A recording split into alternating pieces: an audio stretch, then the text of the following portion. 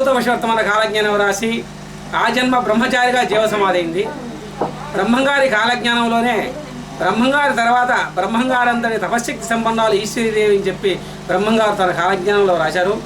ఆ విధంగానే పువ్వు పుట్టగానే పరిగణించినట్లు ఈమె బాల్యము నుండే అనేక మహిమలు చూపిస్తూ స్త్రీ జనోద్ధరణ కోసము ఈమె చాలా కార్యక్రమాలు చేసింది. ఆమె చేసినటువంటి గ్రామాలలో ఈనాడు కూడా సుభిక్షంగా చాలా సుభిక్షంగా ఉన్నారు ఈ ప్రజలు. అట్లా ఈమె ప్రకాశం జిల్లాలో ఖమ్మము, మార్కాపురము, వినుకొండ, గుంటూరు, నర్సరావుపేట, ఖమ్మం జిల్లాలో కూడా దేనవరము ఇలాంటి దేశాల్లో ఇక్కడ ఈమె విగ్రహ ప్రతిష్టలు అయితేనేమి, నాభిశిలలు కానీ, ద్వయస్తంభాలు అయితేనేమి చాలా చేసింది. ఈత మొక్కలు జ్వాలాదేవిని ప్రతిష్ఠింపజేసింది.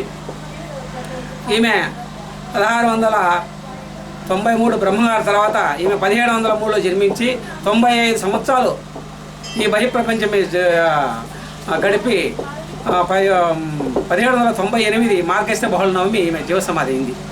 అంతవరకు ఇది ఈశ్వరీదేవి మఠంగా, ఈశ్వరీదేవి చరిత్రగా ప్రత్యేకంగా ఉంది.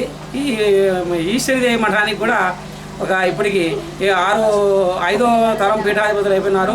ప్రస్తుతం మఠాధిపత్య వారసత్వము కోర్టులో ఉన్నందువల్ల ఇప్పుడు మఠాధిపతులుగా ఎవరు లేరు.